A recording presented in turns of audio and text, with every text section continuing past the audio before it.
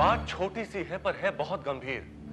हमें लगता है हमारी कंपनी के खिलाफ कोई षड्यंत्र रचा जा रहा है जिसमें मोहरा बनाया गया है माधव कुलकर्णी को। ये माधव कुलकर्णी कौन है? हमारी कंपनी के वर्कर्स यूनियन का लीडर।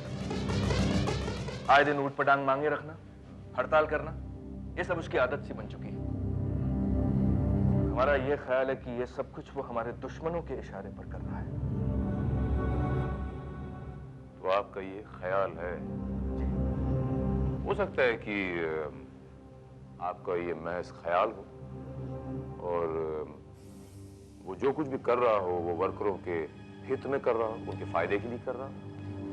हकीकत क्या है यही तो हम जानना चाहते हैं। वर्कर्स का हक देने में हमें कोई एतराज नहीं है, पर वो वाकई वर्कर्स का हित चाहता है या कि उसका मकसद सिर्फ हमें नुकसान पहुंचाना है? और आप तो अच्छी तरह जानते हैं कि उसकी हकीकत बाकी वर्कर्स के सामने लाए बगैर हम उसके साथ कुछ नहीं कर सकते। क्योंकि हम उससे डरते हैं, उस दो कौड़ी के यूनियन लीडर से हम डरते हैं, इसलिए वो जिस तरह चाहे हमें ब्लैकमेल कर रहा है। हाँ, क्योंकि उसके पास ताकत है, वर्कर्स की ताकत। वही तो मैं कह रहा हूं डैडी। सारा खेल ताकत का है, पावर का है, और सबसे बड़ी ताकत है ये वो चीज है जो अच्छे अच्छों की अकल ठिकाने लगा देती है डैड। राज, ये क्या बकवास है? Relax mister Raj, relax. I promise you mister Raj, मैं आपकी प्रॉब्लम सॉल्व कर दूंगा। आप मेरी समस्या क्या सॉल्व करेंगे इंस्पेक्टर भारत? मैं अपनी समस्या खुद सॉल्व कर सकता हूं।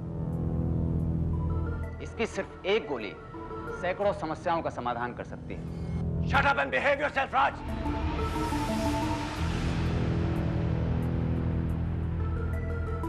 किसके सामने क्या बात करनी चाहिए तुम्हें इसका भी तमीज नहीं? आप देखना डैड, वो माधव कुलकर्णी खुद रिजाइन करेगा, वरना या तो वो कंपनी छोड़ देगा या फिर दुनिया छोड़ देगा। राज!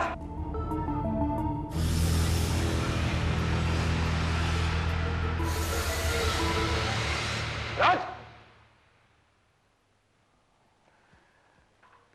आपके भाई के ख्यालात काफी खतरनाक हैं मिस्टर करण चोपड़ा। जी हाँ, वो जवान है ना, खून जरा गर्म है इंस्पेक्टर। हाँ, खून भी गर्म है और दिमाग भी। आपका बेटा कुछ भी कर सकता है, खून भी।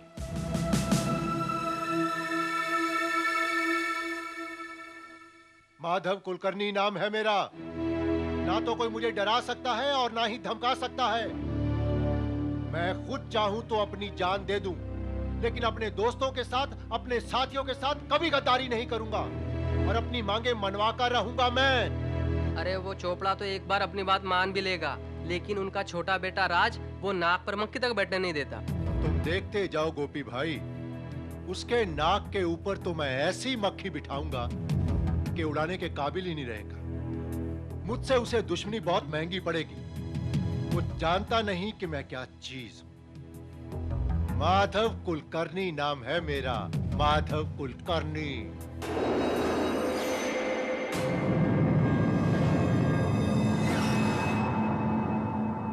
तो तुम हो माधव कुलकर्णी? मिस्टर राज, वो मिल में आए खुदा की कुदरत है। कभी हम उनको और कभी इस बंद मिल को देखते हैं। गोपी, तुम लोग जाओ। नहीं, तुम लोग यहीं रुको।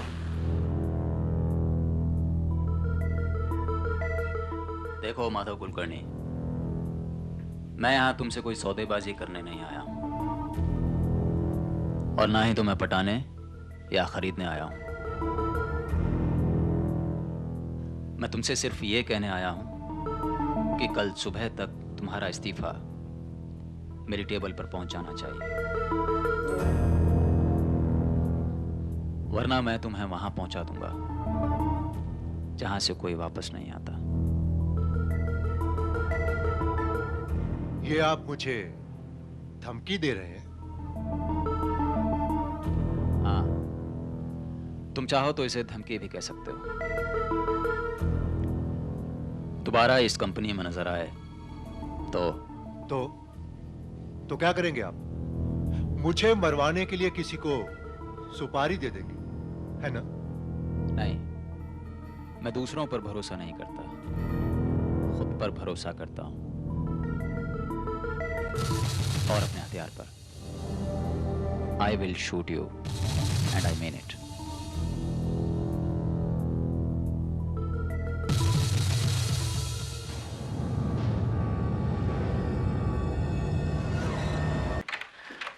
करण, ये क्या कह रहे हो तुम? राज माधव कुलकर्णी को जान से मारने की धमकी देकर आया है? हाँ माँ, पागल हो गया है वो, दिमाग खराब हो गया उस लड़के का। आज सुबह भी रेस्ट हाउस में इंस्पेक्टर भारत के सामने न जाने कैसी कैसी बातें कर रहा था। अब ये हरकत आप नहीं जानती माँ कि इसका अंजाम कितना खतरनाक हो सकता है। तो मां के कान भरे जा रहे हैं। राज, ये मैं क्या सुन रही हूँ? तुम माधव कुलकर्णी को जान से मारने की धमकी देने गए थे?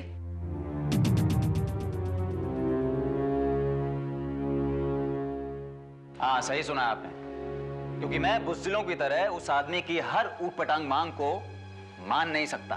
लेकिन इसका नतीजा जानते हो क्या होगा? माधव कुलकर्णी के आदमी हमारी फैक्ट्री में आग लगा देंगे, ताला लग जाएगा हमारी कंपनी में। कंपनी मेरी है।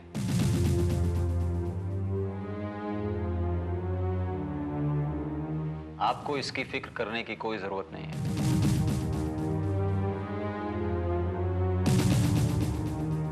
जरूरत कैसे नहीं है? वो तेरा बड़ा भाई है। दुनिया वालों के लिए, लेकिन असलियत इनको नहीं भूलनी चाहिए।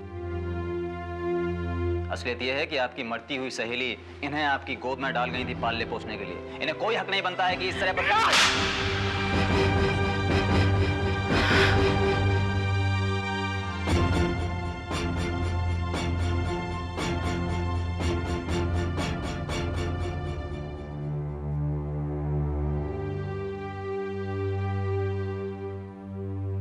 ये बात कहने की तेरी हिम्मत भी कैसे हुई? ये वो है जिसने इस घर के सूनेपन को आबाद किया था। 7 साल तक औलाद के लिए तरसने के बाद इसने हमें औलाद का सुख दिया। इसके शुभ कदम थे जो तू मेरी कोख में आया, और तू कहता है कि इसका हक क्या है? निकल जा इस घर से, निकल जा।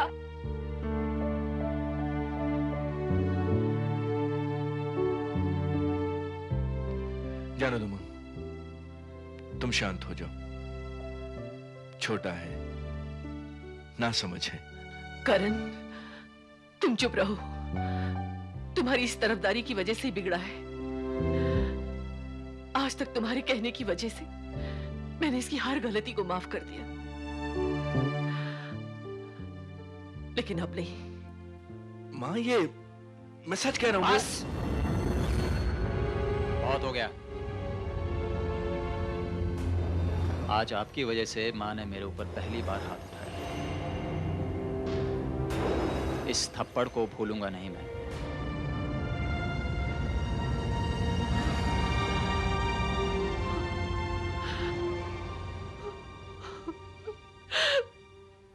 बस माँ,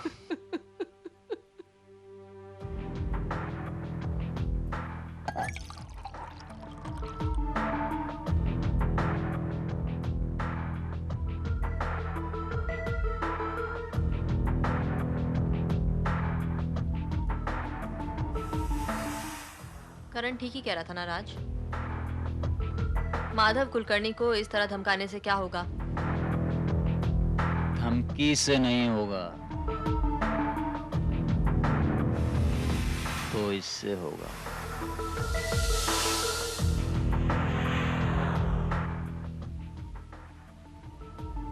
I will kill him. ठीक है, मार डालना उसे। Kill him. लेकिन अभी तुम थक चुके हो और बहुत पी लिया तुमने। चलो उठो और सो जाओ। उठो।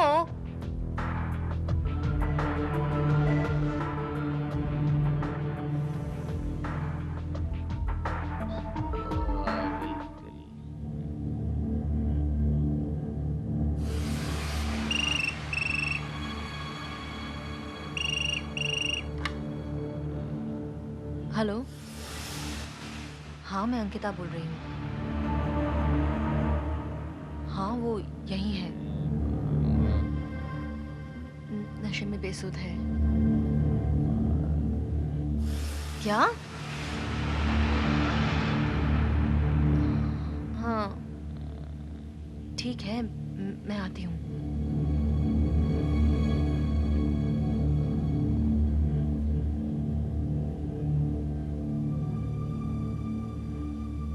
कहाँ जा रही हो?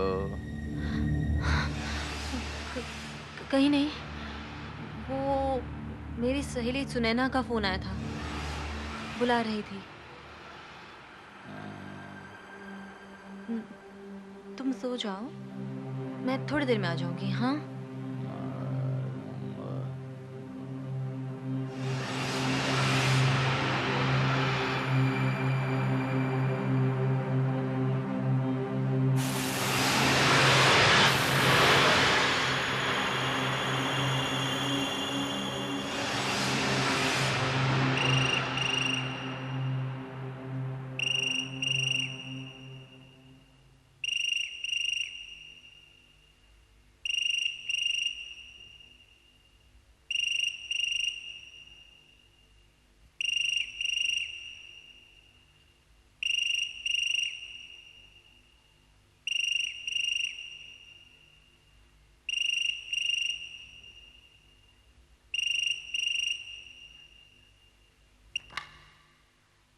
हेलो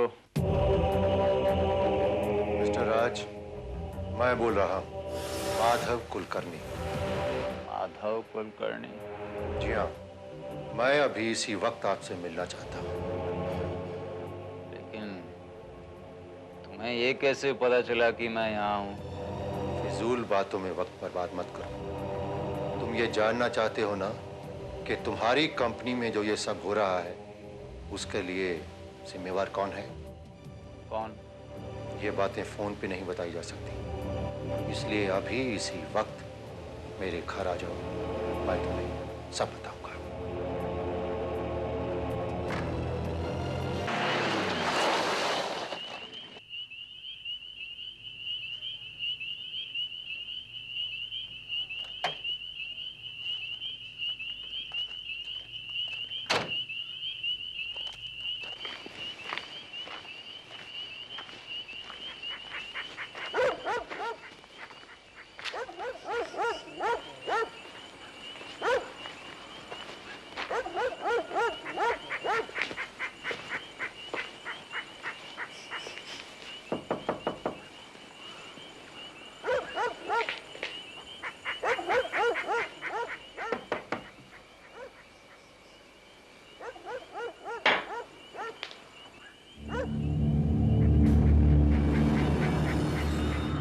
माधव?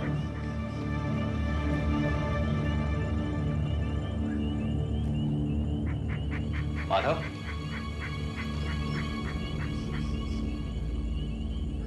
माधव?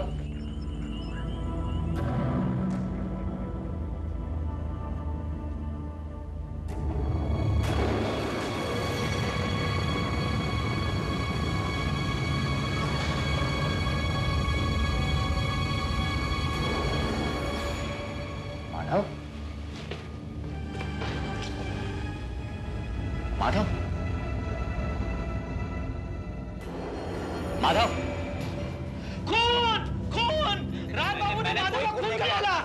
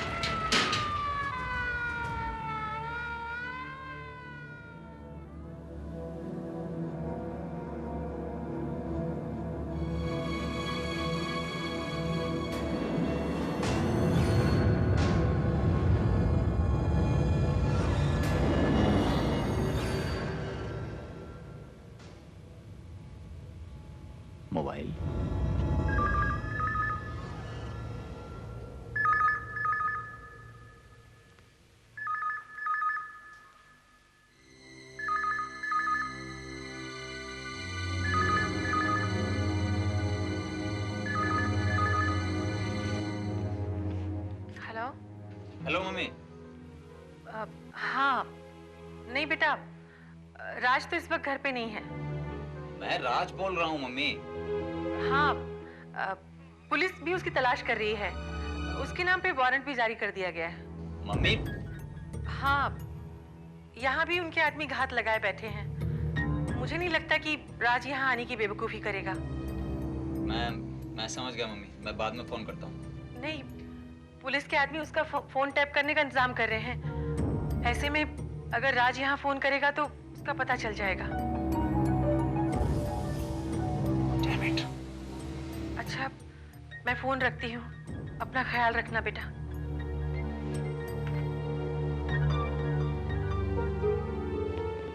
तो तुमने उसे मार ही डाला? नहीं नहीं नहीं, मैंने उसका खून नहीं किया है।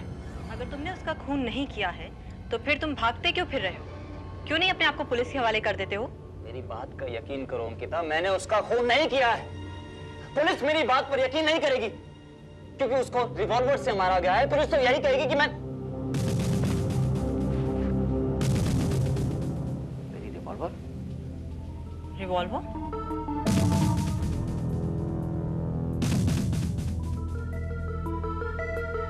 हाँ, क्योंकि कल जब मैं यहाँ आया था तब रिवॉल्वर मेरे पास थी, लेकिन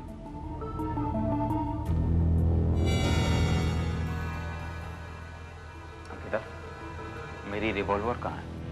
क्या मतलब क्या है तुम्हारा? हाँ, तुम ये कहना चाहते हो कि मैंने तुम्हारी रिवॉल्वर चुराकर उसे शूट कर दिया? मेरी बात का जवाब दो। मुझे अच्छी तरह याद है वो रिवॉल्वर मैंने यहाँ रखी थी, लेकिन अब वो यहाँ नहीं है। वो रिवॉल्वर उठाई तुमने? हाँ, मैंने उठाई थी क्योंकि तुम्हें तो होश था नहीं। लेकिन जाने से पहले मैंने तुम्हारी वो रिवॉल्वर मेज की उस ड्रॉर में रखी थी। वो वहीं पड़ी होगी, जाकर देख लो।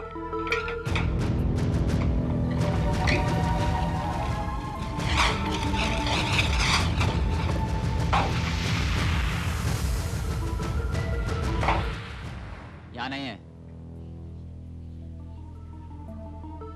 ये क्या कह रहे हो तुम? मुझे अच्छी तरह से याद है, मैंने खुद उस ड्रॉर में रखी थी वो।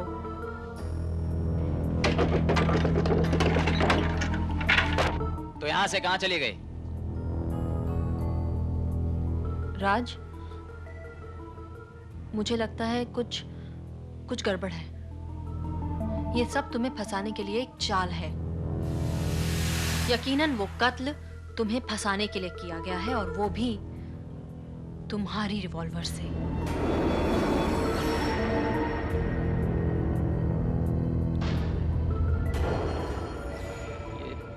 ये सब अब क्या करें हम?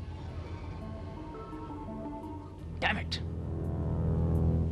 रिलैक्स राज, परेशान होने से तो कुछ नहीं होगा ना। हम दोनों को बहुत ही ठंडे दिमाग से सोचना पड़ेगा। तुम यहीं रुको, मैं तुम्हारे लिए कॉफी लेकर आती हूँ।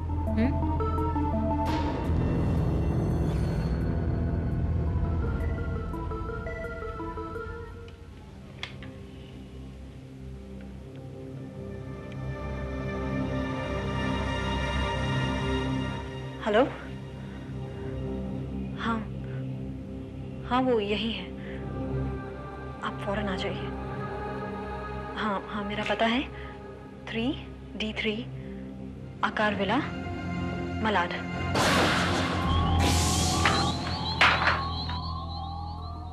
किसको फोन कर रही थी?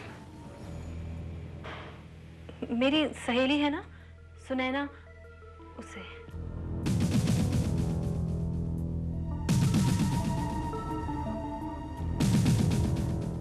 हेलो, जू पुलिस स्टेशन, इंस्पेक्टर श्रीवास्तव है। पुलिस को फोन किया तुमने? राज, इसके अलावा कोई रास्ता भी नहीं है। जिंदगी भर तो नहीं भाग सकते ना तुम।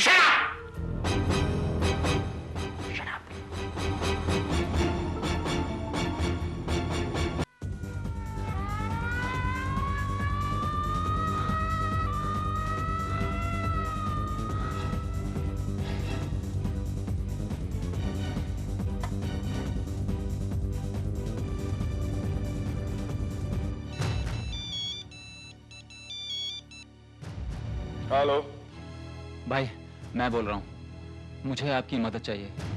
राज, तुम कहाँ हो भाई? बस यहाँ वहाँ भागता फिर रहा हूँ भाई। परेशान हूँ, आपसे मिलना चाहता हूँ भाई। ठीक है, तुम एक काम करो, तुम रेस्ट हाउस आ जाओ, वहीं तुम्हारा इंतजार करता हूँ। लेकिन जरा होशियारी से, सारे शहर की पुलिस तुम्हें ढूंढ रही है। जानता हूँ। ठीक है, मैं पहुँचता हूँ भाई। Okay, bye.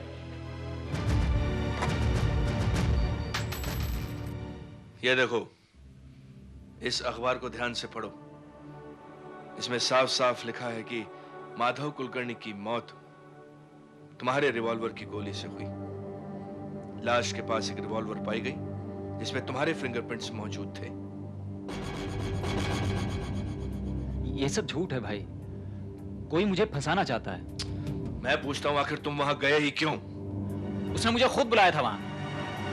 वो ये बताना चाहता था कि वो कौन है जिसकी वजह से हमारी कंपनी में गड़बड़ चल रही है।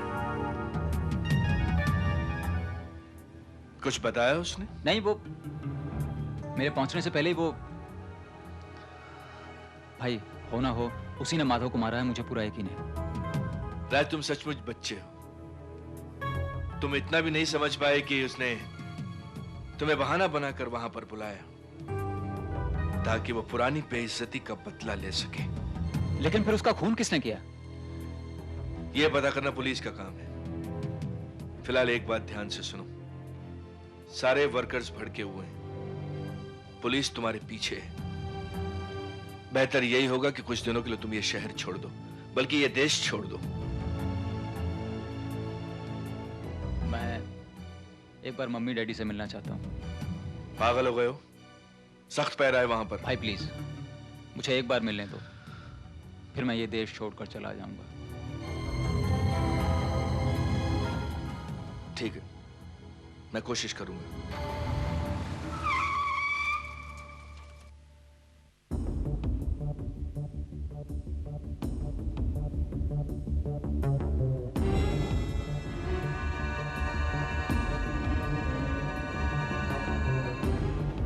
भाई, ये इस गेटअप में मुझे नहीं पहचान पाएगा कोई। तुम एक काम करो, इस गेटअप में कुछ तस्वीरें निकाल लेना, पासपोर्ट निकालने के काम आएंगे। चलें भाई।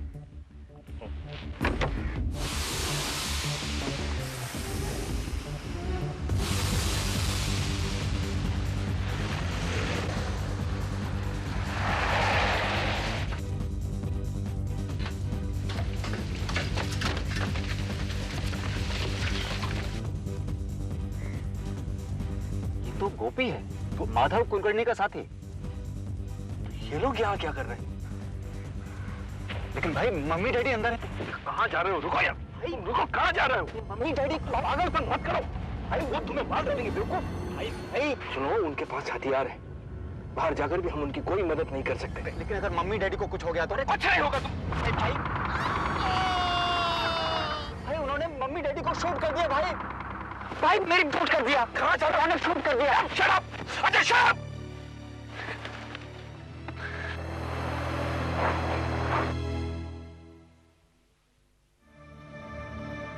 आपकी वजह से, सिर्फ आपकी वजह से आज हमें कायरों की तरह मुंह छुपाकर भागना पड़ा। तो क्या करते?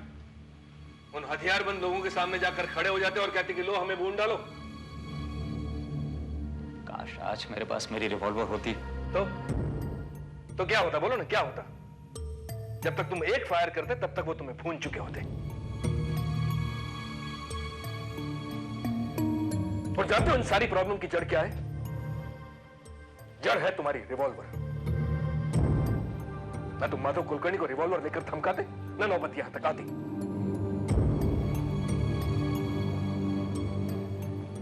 पता नहीं मम्मी डैडी किस हालत में होंगे। हेलो, हाँ इंस्पेक्टर साहब बोलिए। मैं करण बोल रहा हूं। क्या? किस अस्पताल में? जी मैं अभी पहुंचता हूं। Okay, thank you. क्या हुआ? माँ पिताजी सिटी अस्पताल में हैं, आईसीयू में। उन्हें गोलियां लगी हैं, वो तो सिर्फ तुम्हें याद कर रहे हैं। मैं जा रहा हूं भाई।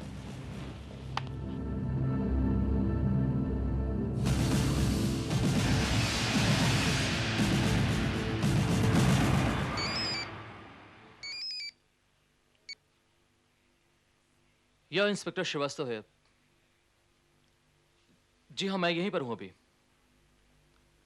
यानी आपको पूरा यकीन है कि वो यहां जरूर आएगा। That's good. देखिए, आपको चिंता करने की या परेशान होने की कोई भी जरूरत नहीं है।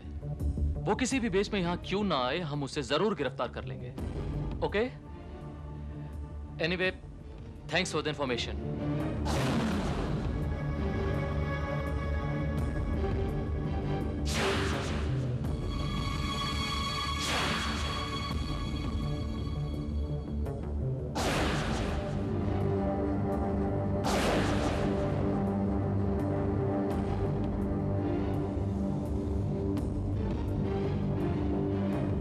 एक्सक्यूज मी सिस्टर, ये आईसी रूम किधर है? 6th फ्लोर पर है। Thank you.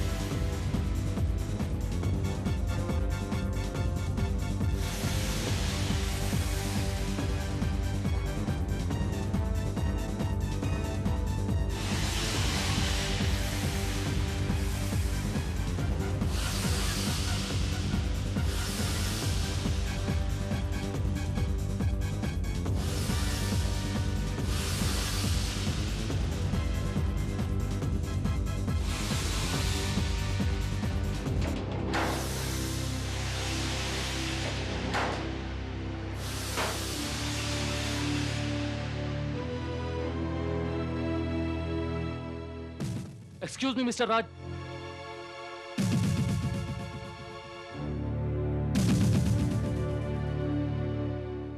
Mr. Raj.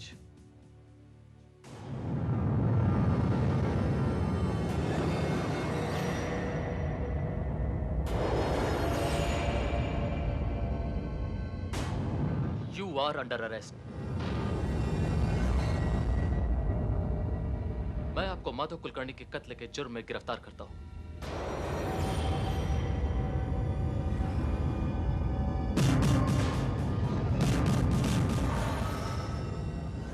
Inspector, मैं अपने मम्मी डैडी से मिलना चाहता हूं।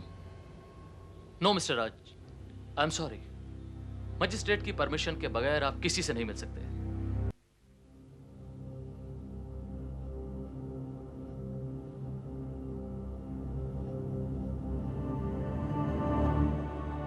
देखो मिस्टर राज, मैं तुमसे वादा करता हूं कि अगर तुम अपना जुर्म कबूल कर लोगे तो मैं अदालत में तुम्हारे लिए रहम की अपील कर सकता हूं। सोच लो।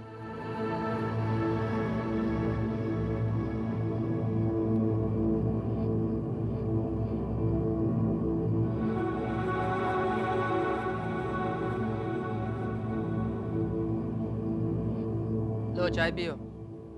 सुनो, आज शाम का अखबार मिलेगा? हाँ, देखता हूँ।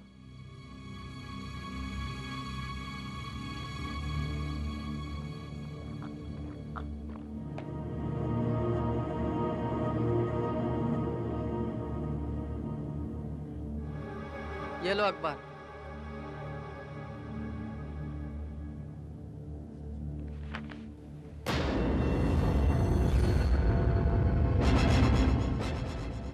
आज चोपड़ा के माँ बाप की गोली मारकर हत्या।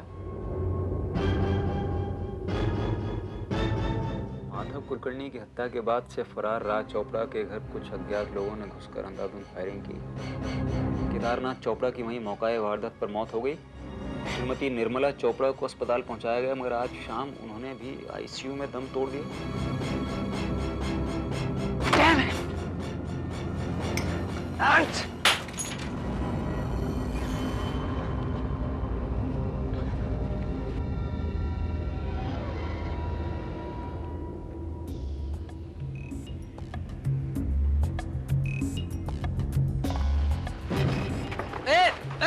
क्या कर रहे हो?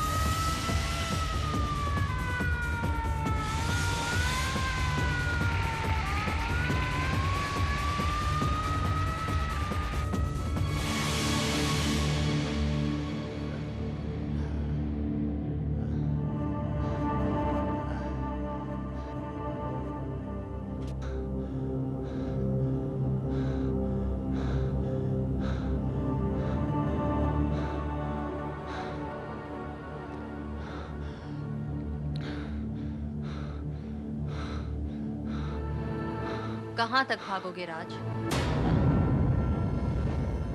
एक गोली, सिर्फ एक गोली तुम्हारी किस्मत बन चुकी है। अब वो गोली चाहे तुम्हारे दुश्मनों की हो या फिर पुलिस की, लेकिन कातिल को हर हाल में सजाए मौत ही मिलती है। नहीं अंकिता, मेरा यकीन करो, मैंने कोई खून नहीं किया है। माधव कुलकर्णी को मैंने नहीं मारा है।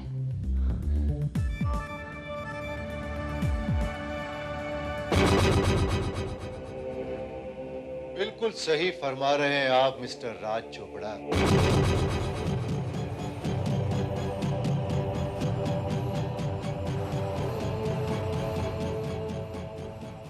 लेकिन पुलिस तो यही समझती है ना कि मेरी मौत तुम्हारी गोली से हुई है। जिंदा?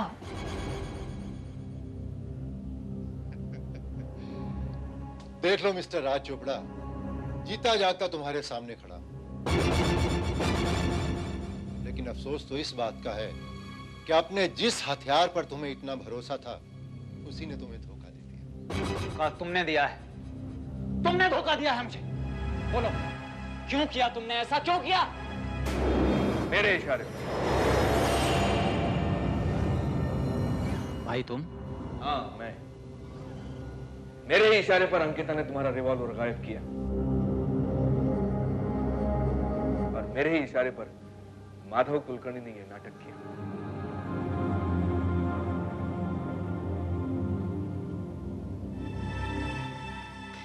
तुमने? ये सब तुमने किया? हाँ, मैंने, क्योंकि कत्ल करने का जज्बा तो तुम्हारे में पहले से ही मौजूद था। बस उस जज्बे को हमने साकार रूप दिया है। धोखेबाज, नमक हराम, जिन लोगों ने तुझे आस्तीन में पनाह दी, तूने उन्हीं को डस लिया। मैं तुझे जान से मार डालूंगा। किस किस को मारोगे राज बाबू? किस किस को मारोगे? किस किस का खून करोगे? किस किस से लड़ोगे? हाँ?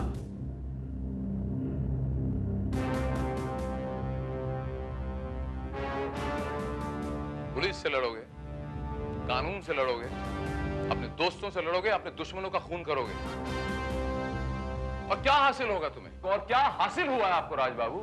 You just finished, you are zero, just zero. और आपको जीरो बनाया किसने? आपके इस हथियार ने, आप ही के इस हथियार ने। एक गोली ने आपके सामने इतनी सारी प्रॉब्लम्स ला के खड़ी कर दी। अगर आपकी तमाम प्रॉब्लम्स का हल ये हथियार है तो ये लीजिए हथियार, उठाओ ये हथियार। राज बाबू, मुंह क्या देख रहे हैं? उठाओ ये हथियार और हासिल कर लो अपनी खोई हुई रेपुटेशन, अपनी इज्जत, अपना प्यार, अपने मां बाप। कर सकते हो?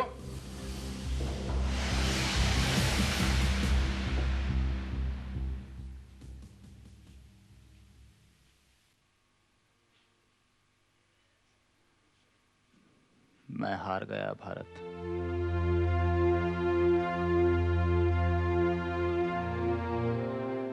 हार गया मैं।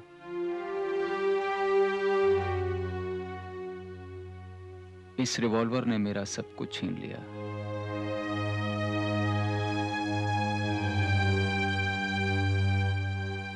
आज मुझे एहसास हुआ कि ये हथियार चलाए दूसरों पर जाते हैं, लेकिन खून तो अपना ही बहता है।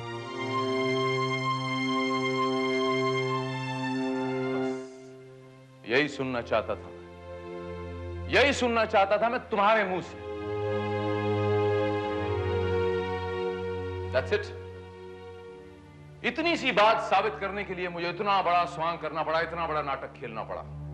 और इस नाटक में अंकिता, करण और माधव जी ने मेरा साथ दिया। मैं इनका शुक्रगुजार हूं। Thank you very much for the cooperation. ये सब इन लोगों ने आपके कहने पर किया? हाँ,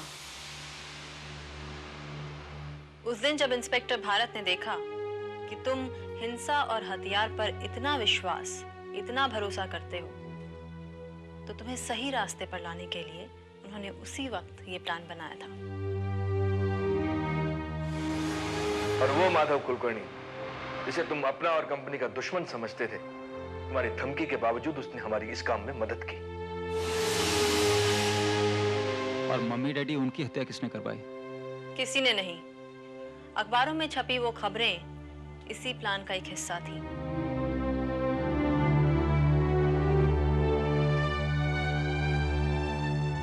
मैं जिंदा हूं बेटा। तुम्हारे दिलो दिमाग में पनपती हुई हिंसा को खत्म करने का यही एक रास्ता था। माँ, मुझे माफ कर दो माँ। राज बाबू,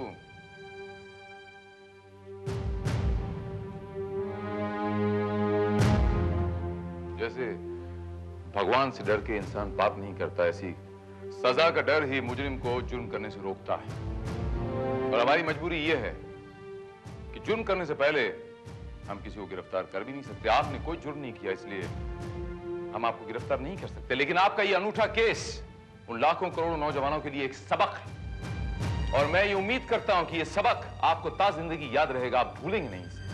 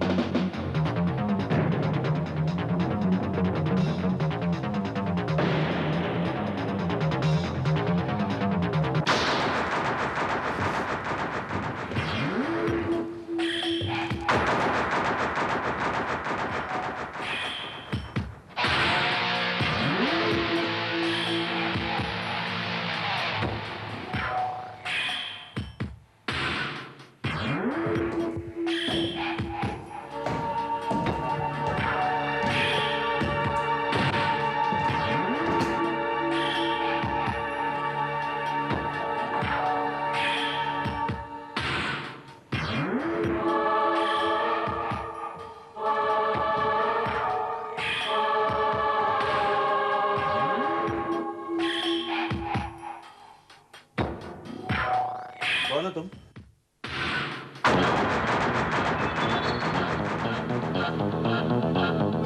लेकिन मुझे क्यों मारना चाहते हो?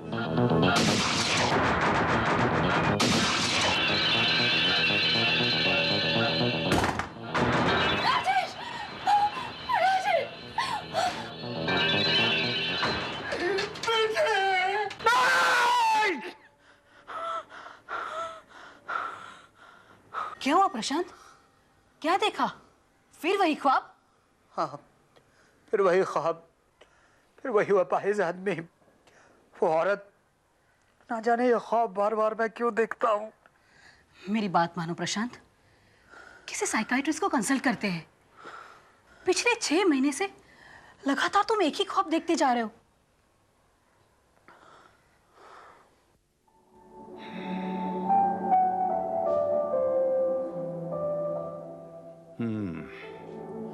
कई बार बहुत ख्वाहिशें हमारे अचेतन, हमारे सबकॉन्शियस में होती हैं, जो हम अपने होश में पूरी नहीं कर पाते हैं, और वही ख्वाब बनकर हमें नींद में दिखाई देती हैं। हो सकता है आपके दिल में उस अपाहिज आदमी के लिए नफरत हो या गुस्सा हो। नहीं डॉक्टर साहब, मैं तो उसे जानता तक नहीं हूँ। बाय द वे, ये ख्वाब आपको कब से दिखाई देता है?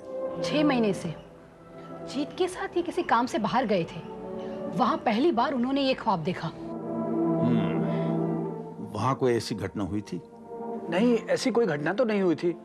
हम लोग आपस में बात कर रहे थे। और तुम्हारे नए कॉन्ट्रैक्ट का क्या हुआ?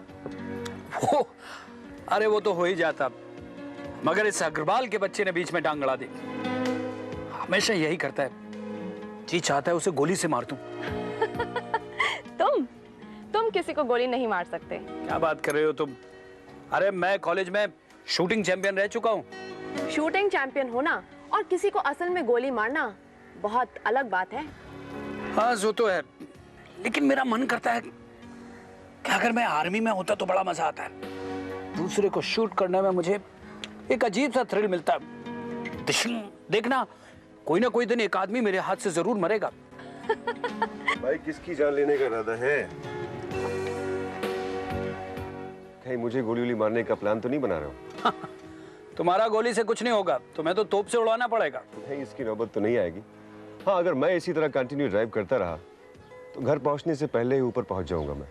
कम ऑन जीत, अब प्रशांत को ड्राइविंग नहीं आती तो इसमें अब हम क्या कर सकते हैं? एक काम कर सकते हैं, हम लोग यहीं रुक जाते हैं आज रात। Wow, good idea.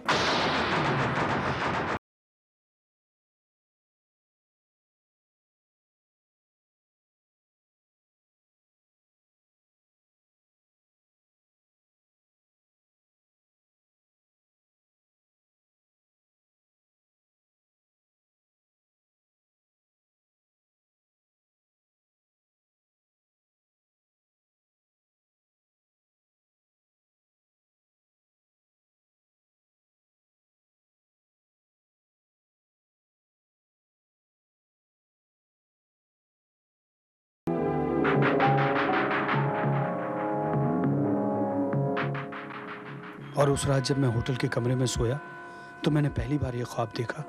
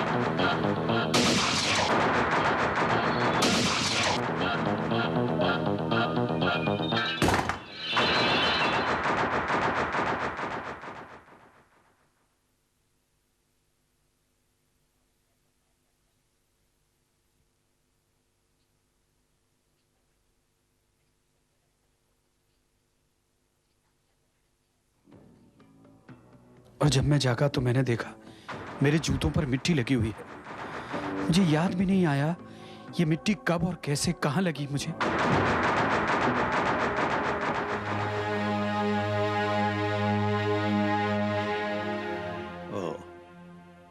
तो ये बात है, वो जूते देखकर आप डर गए। आपको जरूर ख्याल आया होगा कि कहीं वो ख्वाब सच तो नहीं था, और उसी ख्याल की वजह से ख्वाब जो है आपके सबकॉन्शियस में चिपक कर रह गया। नहीं डॉक्टर साहब, ये महज ख्वाब नहीं है, बल्कि मुझे लगता है कि यह घटना मेरे साथ घट चुकी है, घटने वाली है। देखिए मिस्टर प्रशांत, ये ख्वाब और हकीकत में कोई ताल्लुक नहीं होता है। आप ये बात अपने दिलो दिमाग से निकाल दीजिए और रिलैक्स कीजिए, और 2-4 हफ्ते की छुट्टी लेकर कहीं बाहर घूम आइए, आपका माइंड फ्रेश हो जाएगा। ओके जी।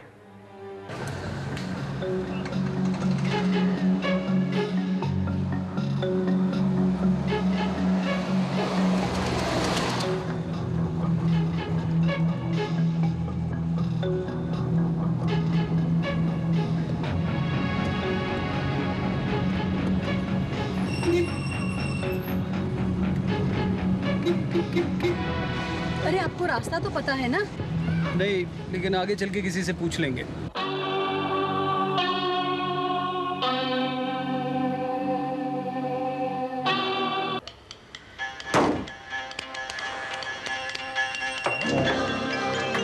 एक्सक्यूज मी, ये पता बताएं प्लीज। ये तो यहाँ से काफी दूर है। हाँ? आप एक काम कीजिएगा, एक आनंद आश्रम आएगा जी, उसके साथ ही एक पेट्रोल पंप होगा, वहां किसी से पूछ लीजिएगा। Thank you. You are welcome. चलो भाई।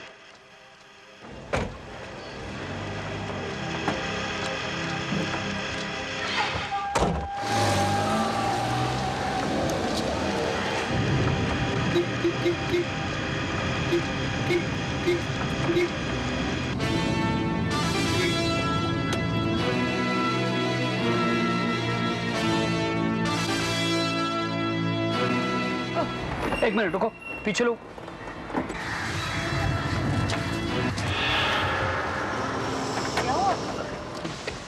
अरे आनंद आश्रम।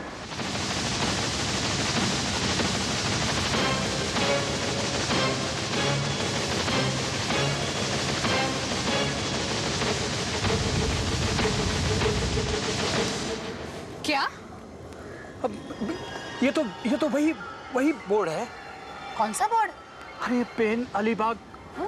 अरे और ये आनंद आश्रम, ये वही जगह है जो मेरे ख्वाब में आती है।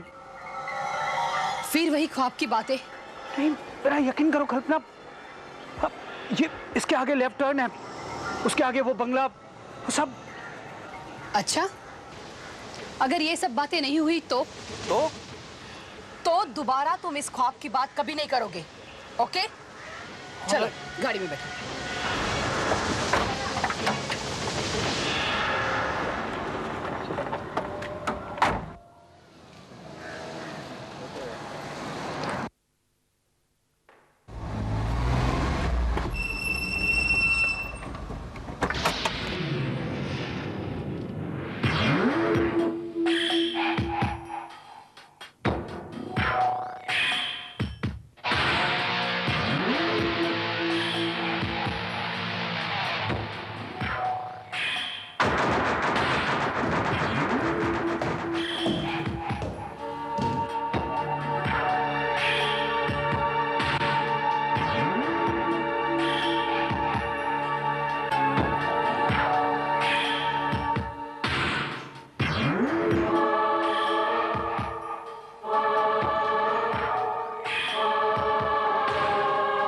नमस्ते साहब।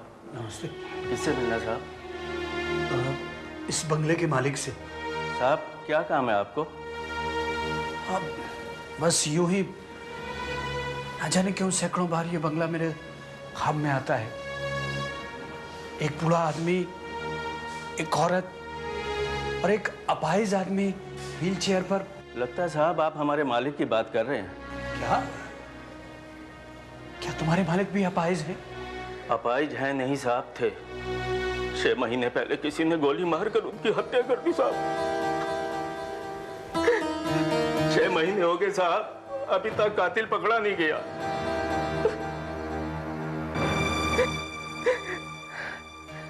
साहब सुना है यहाँ पर क्राइम ब्रांच वाले आ रहे हैं पता करने के लिए। साहब 6 महीना हो गया, अब क्या पता करेंगे वो? पता नहीं हमारे मालिक ने उस मरदूत से क्या दुश्मनी थी। राम सिंह आया साहब।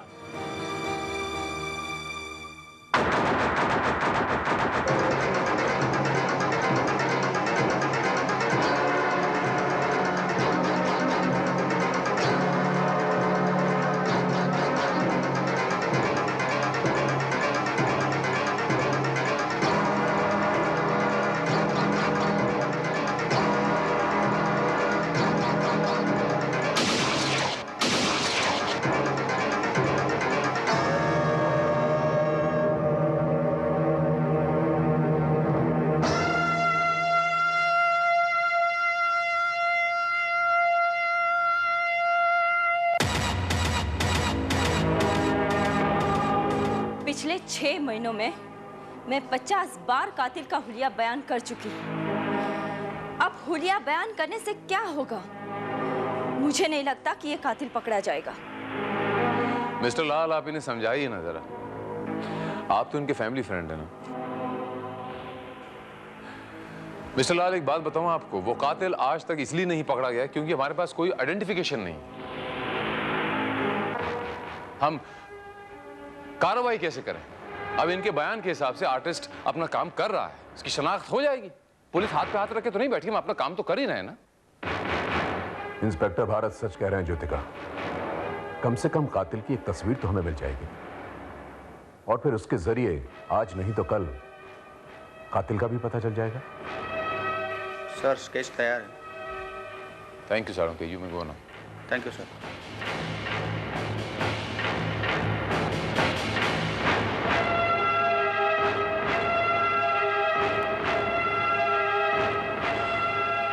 मिसेस गुप्ता जरा इधर आके देखिए कि यही वो आदमी है।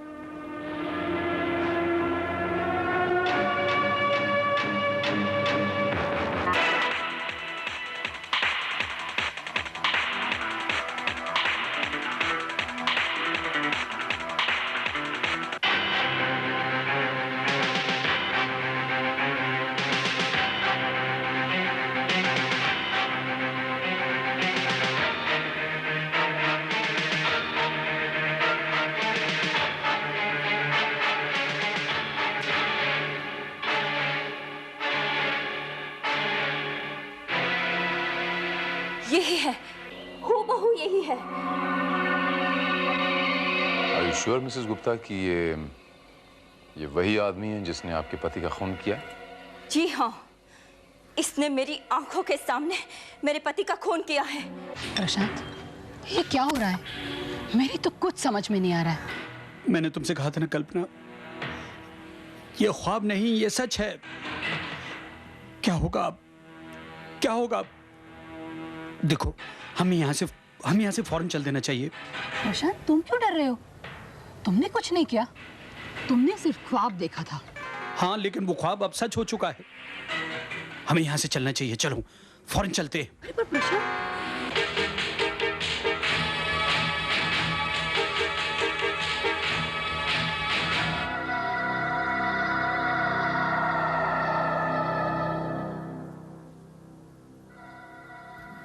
आप, मैंने आप ही से तो एड्रेस पूछा था ना?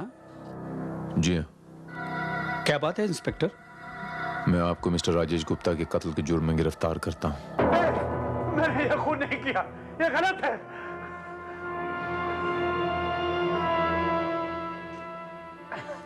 अगर आपने ये खून नहीं किया तो फिर आप भाग क्यों रहे थे? मैं डर गया था, मैं घबरा गया। क्यों? क्योंकि यहाँ आकर मुझे पता चला जो कुछ मैं सपने में देखा करता था वो हकीकत है। किसी ने सचमुच उस अपाहिज आदमी का कत्ल किया था, और जिस किसी ने उस अपाहिज आदमी का कत्ल किया था कोई और नहीं बल्कि मैं था। इसलिए मैं डर गया था। मेरा यकीन मानिए।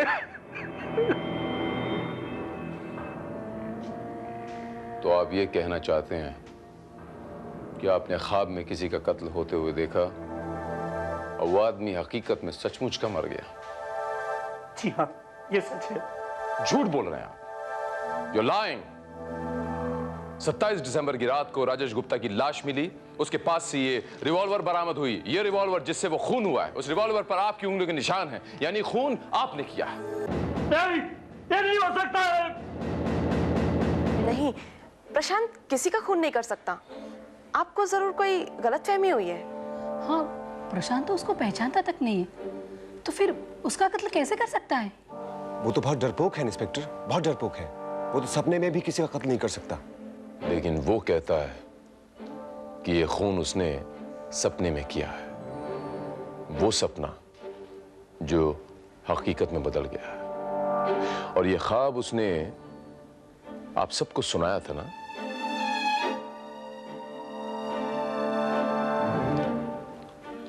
जी हाँ, ये बात सच है, लेकिन आप ही सोचिए इंस्पेक्टर कि एक आदमी कत्ल को छिपाने की कोशिश करेगा या ख्वाब बनाकर उसका ढिंढोरा पीटेगा। हो सकता है कि जिसे वो ख्वाब समझ रहा हो एक्चुअली वो ख्वाब ना हो, हकीकत हो। क्या मतलब? मतलब ये कि प्रशांत ने नींद में सोते हुए मिस्टर राजेश गुप्ता को मार डाला। हो सकता है कि उसे नींद में चलने की बीमारी हो। लेकिन वो 27 दिसंबर की रात को तो हमारे साथ पनवेल में था। ये रही तस्वीरें। और हाँ, अगर आपको होटल के रिसेप्शन से पूछना चाहिए तो पूछ सकते हैं।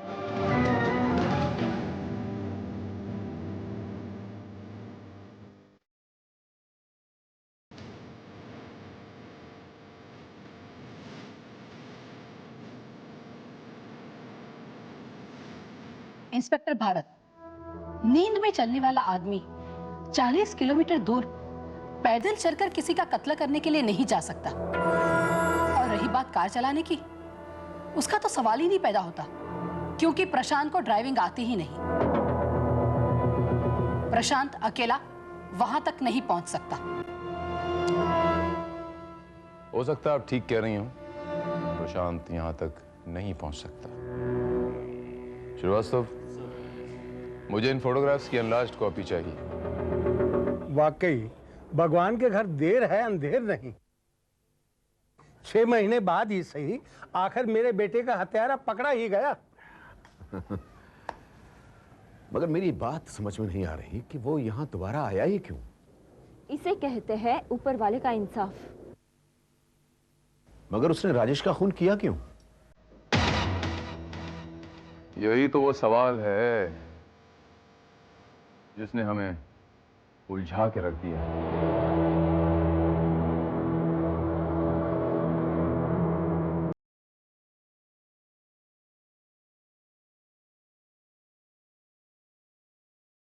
हमें कातिल मिल गया है, कत्ल का हथियार भी मिल गया है, लेकिन कातिल के कत्ल करने का मकसद अभी तक नहीं पता चला। तो क्या उसने अभी तक अपना जुर्म कबूल नहीं किया?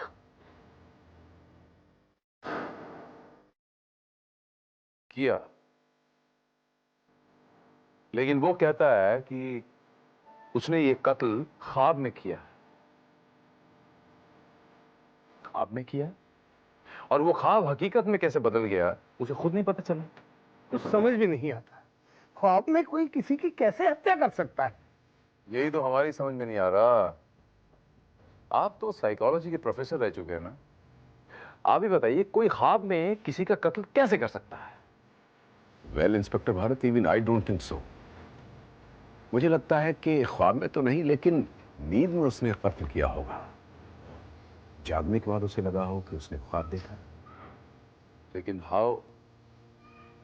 वो इतनी दूर पनवेल में किसी होटल में बैठा हुआ, we have already check that. वो इतनी दूर पहुंचा कैसे? इसमें कौन सी बड़ी बात है इंस्पेक्टर भारत? पनवेल से यहां तक पहुंचने में 1 घंटा 40 मिनट लगते हैं, तो वो यहां बाय कार पहुंच गया होगा। लेकिन मिस्टर लाल, मजे की बात यह है कि उसे ड्राइविंग भी नहीं आती। इससे क्या फर्क पड़ता है कि वो यहाँ कैसे पहुंचा? क्या हमारी गवाही उसे मुजरिम साबित करने के लिए काफी नहीं है? काफी है मिसेस गुप्ता, लेकिन जितने सबूत उसके खिलाफ जाते हैं उतने ही सबूत उसे बेगुनाह भी साबित करते हैं। देखिए ना, वो दूसरे दिन यहाँ पर वापस क्यों आया? वो अपने फिंगरप्रिंट्स यहाँ पर छोड़ के क्यों गया? वो अपनी रिवॉल्वर यहाँ पर छोड़ के क्यों गया? इंस्पेक्टर भारत, आप ये क्यों भूल रहे हैं कि कत्ल उसने पूरे होशो हवास में नहीं किया? ये तो आप मानते हैं, नींद की अवस्था में था। तो ऐसे में वो छोटी मोटी गलतियां तो कर ही सकता है ना। वैसे एक बात बताओ मिस्टर लाल, आप मेरी बहुत मदद कर सकते हैं। इफ यू डोंट माइंड, आप मुझे अपना फोन नंबर दीजिए, मैं फिर कभी आपको तकलीफ दूंगा। If you don't mind. No problems. Okay.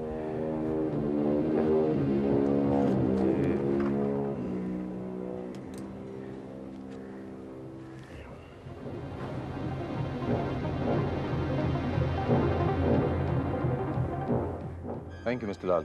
Still, if you want, you can keep my car. No, no. This will be okay. Okay. Thank you very much. By the way, आप कभी पनवेल के ब्लू मून होटल में गए क्या? मैं? Panvel blue moon? No. और आप Mrs Gupta? जी बिल्कुल नहीं, ये नाम तो मैं पहली बार सुन रही हूँ। क्यों? नहीं, यूं ही। Just for my GK, general knowledge. Thank you, Mrs. Gupta. Thank you, Mr. Lal. Most welcome. Thank you very much.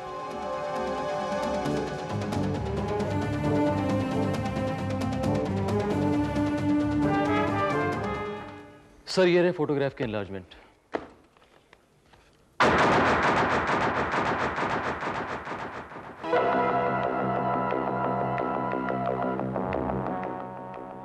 Professor लाल,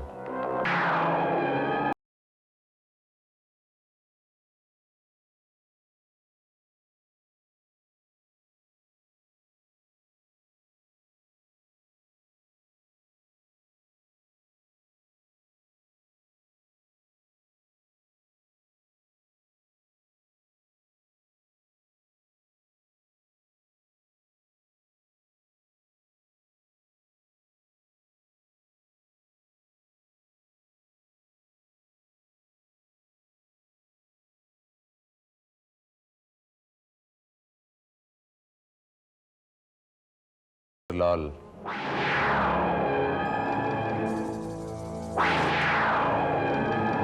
अब इनको देखने के बाद तो आपको याद आ गया होगा कि आपने इनको कहां देखा है।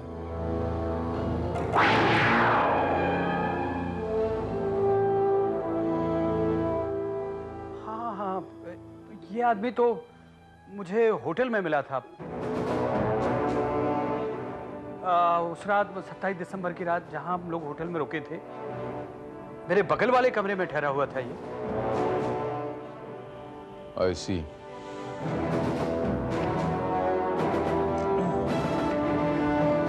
हाँ, तो इसके मायने ये हुए कि आपकी इस आदमी से कुछ बातचीत तो हुई होगी?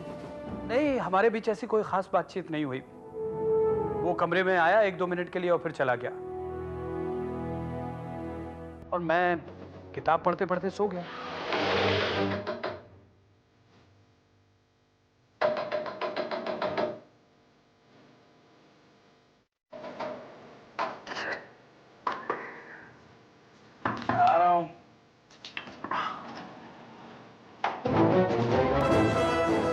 जी, मैं आपके साथ वाले कमरे में रहता हूं। मेरे कमरे में लाइट नहीं है, आपके कमरे में है? जी हाँ, वो देखिए।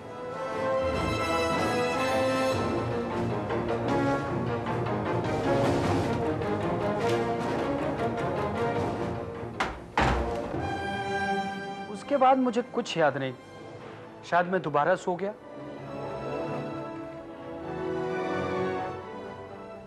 शायद से आपका क्या मतलब होगा? आप मुझे यकीन से बताइए कि आप सो गए थे या नहीं? नहीं, दरअसल मुझे कुछ याद नहीं।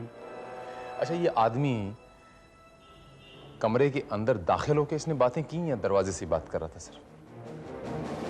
जहां तक मुझे याद पड़ रहा है, वो कमरे के अंदर आया था। उसके हाथ में मोमबत्ती थी और उसने मोमबत्ती ठीक मेरी आंखों के सामने रख दी थी।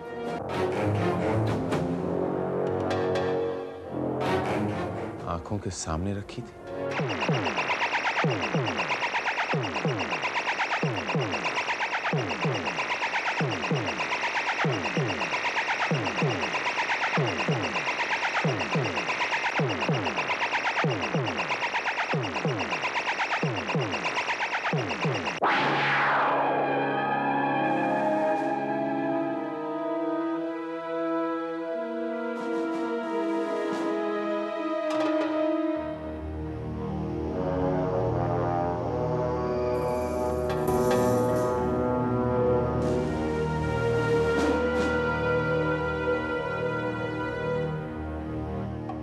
लगता है यहाँ की बिजली चली गई है, इसलिए शायद आप कैंडल जला के बैठे हुए हैं प्रोफेसर साहब। जी नहीं, बिजली गई नहीं है, लाइट्स मैंने ऑफ कर दी हैं। मैं ध्यान कर रहा हूं। मैं इसी प्रकार अपनी प्रार्थना करता हूं। I am extremely sorry professor साहब। दरअसल आप ही मेरी कुछ मदद कर सकते हैं, इसलिए मैं आपके पास चला आया। कैसी मदद? प्रोफेसर लाल, आप मिस्टर और मिसेस गुप्ता के बहुत करीब थे ना, उनके फैमिली फ्रेंड थे, तो आपको क्या लगता है कि मिस्टर गुप्ता का कोई ऐसा दुश्मन था जो उनकी जान लेना चाहता हो और गुप्ता जी के मरने पे जिसको फायदा होता हो? नहीं, मेरी समझ में तो कोई नहीं है।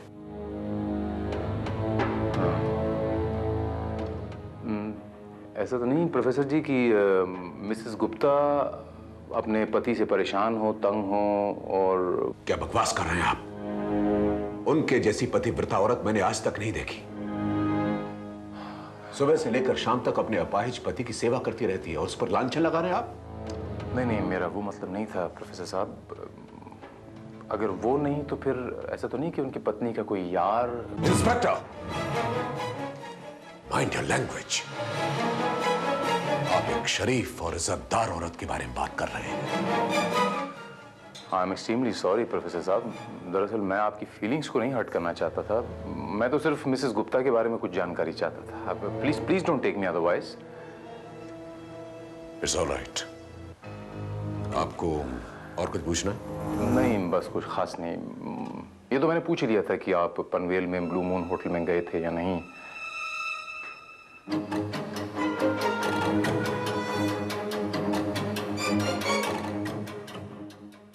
और मैंने आपसे कहा था कि मैं वहां कभी नहीं गया।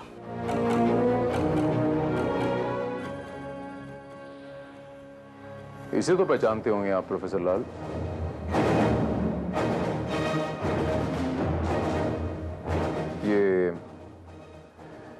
ये आप ही की तस्वीर है ना?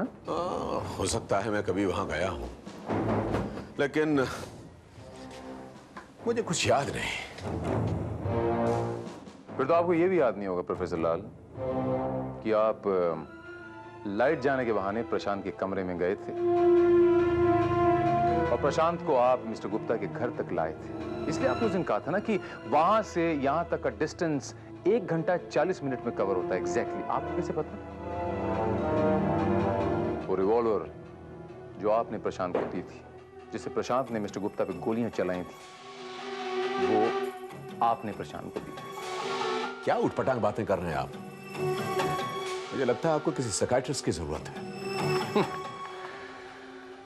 प्रोफेसर लाल, मुझे नहीं, आपको किसी साइकियाट्रिस्ट की जरूरत है।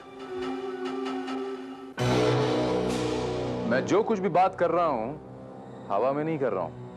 विद सॉलिड प्रूफ मैं इस बात को प्रूव कर सकता हूं। प्रशांत, क्या बात है इंस्पेक्टर?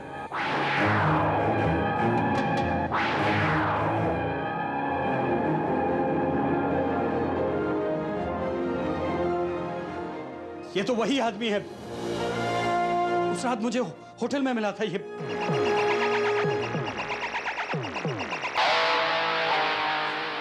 क्या बकवास है?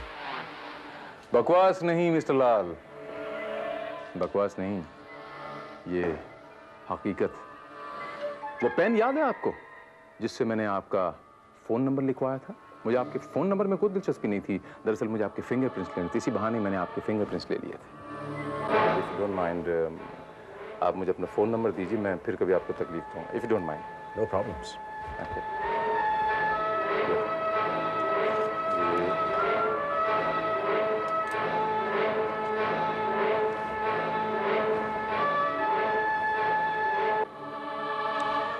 उस रिवॉल्वर पे जो आपने प्रशांत को दी थी, उस पर प्रशांत के उंगलियों के निशान थे, ओके, लेकिन उसके अंदर जो बुलेट्स थी उस पर आपकी उंगलियों के निशान पाए गए। और इतना सबूत काफी है यह साबित करने के लिए कि इस कत्ल के साथ आपका कोई ना कोई रिश्ता जरूर है। आपने प्रशांत को मजबूर किया यह कत्ल करने के लिए। आपने, बताइए, आपने प्रशांत को क्यों मजबूर किया यह कत्ल करने के लिए? मैं आपसे पूछ रहा हूं मिस्टर लाल, आपने प्रशांत को क्यों मजबूर किया यह कत्ल करने के लिए? बताइए मुझे। आपने कभी प्यार किया है इंस्पेक्टर? प्यार इंसान को पागल बना देता है, और मैंने भी ज्योति से पागलपन की हद तक प्यार किया। वो दिन रात अपने अपाहिज पति की सेवा में लगी रहती और अपनी जिंदगी बर्बाद कर रही थी। मैं जानता था कि वो मुझे प्यार करती है, मगर राजेश के जीते जी वो मेरी तरफ निगाह उठाकर भी नहीं देख सकती थी। मैं उसे घुट घुट कर जीते हुए नहीं देख सकता था, इसलिए मैंने उसे दुखों से आजाद करने की सोची। उस दिन होटल में जब मैंने प्रशांत और जीत की बातचीत सुनी तो मेरे दिमाग में एक योजना आई। मैं उस रात को प्रशांत के कमरे में पहुंचा।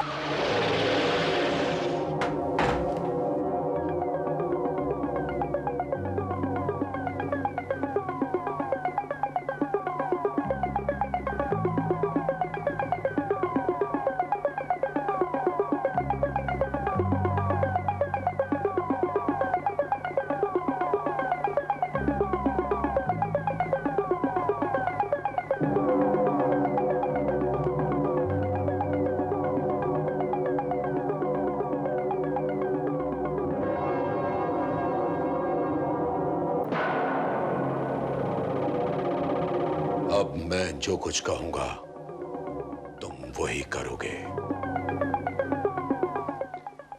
मैं तुमसे जो कहूंगा तुम वही करोगे। करोगे ना? हाँ। इस फोटोग्राफ को ध्यान से देखो। तुम्हें इस आदमी को मारना है। तुम्हें इस आदमी को मारना है। तुम्हें इस आदमी को मारना है। मारोगे ना? मारोगे ना? गुड।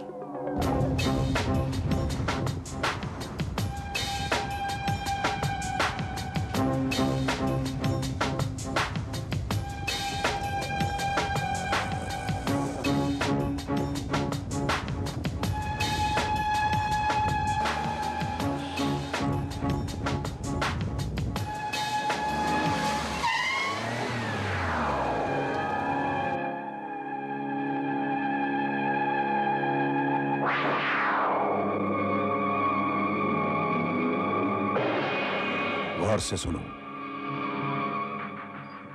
मेरे जाने के 10 मिनट बाद तुम अंदर आना। अंदर जाकर तुम्हें एक अपाहिज आदमी व्हीलचेयर पर बैठा हुआ मिलेगा। तुम उसको गोली मार देना। रिवॉल्वर वहीं फेंकना और यहां बाहर आकर मेरा इंतजार करना, समझे?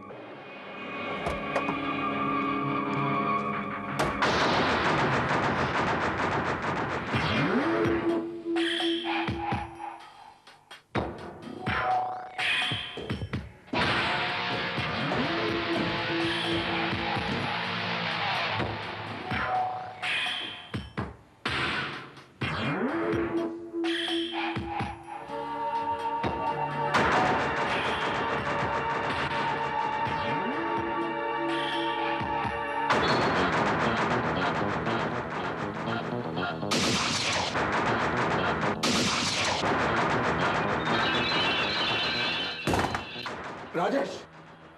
राजेश!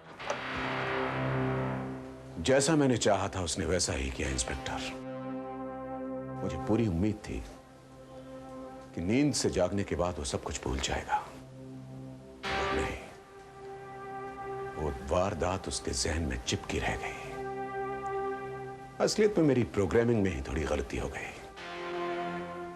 मुझे उसे सुसाइड के लिए भी प्रोग्राम कर देना चाहिए था। सुसाइड? Yes, suicide.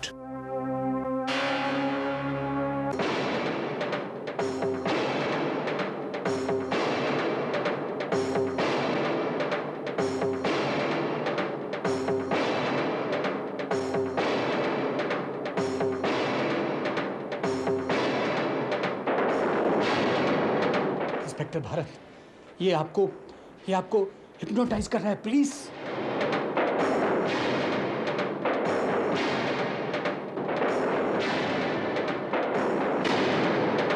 मेरी आंखों में देखो इंस्पेक्टर भारत, मेरी आंखों में गौर से देखो। अब तुम्हारा दिमाग मेरे काबू में है। अब मैं जो तुमसे कहूंगा तुम वही करोगे। करोगे ना? पहले तुम इस लड़के प्रशांत को मारोगे और उसके बाद तुम खुद आत्महत्या कर लो। पहले प्रशांत को मारोगे फिर आत्महत्या करोगे। पहले मारोगे इसे और फिर सुसाइड करोगे। इसको गोली मारने के बाद सुसाइड करो। पहले प्रशांत को मारोगे फिर आत्महत्या करोगे। प्रशांत को मारोगे, करोगे ना?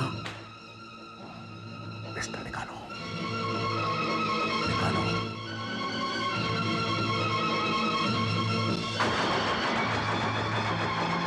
प्रशांत को गोली मार दो। ये क्या कर रहे हैं आप? ये क्या कर रहे हैं आप? वही कर रहा है जो मैंने उससे करने को कहा है।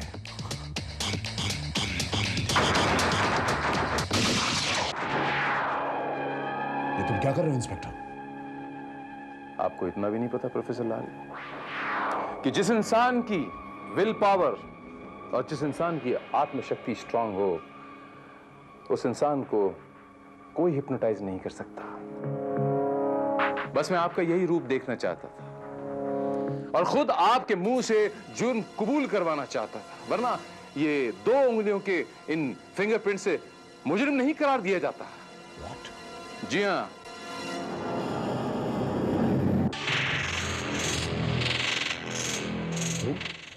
हाँ, मैं प्रोफेसर, मैं ये सोच भी नहीं सकती थी कि तुम इतने गिरे हुए इंसान निकलोगे। मगर ज्योति, ये सब मैंने तुम्हारे लिए किया, तुम्हारे प्यार के लिए किया। लेकिन मैं तुमसे नफरत करती हूँ, सिर्फ नफरत।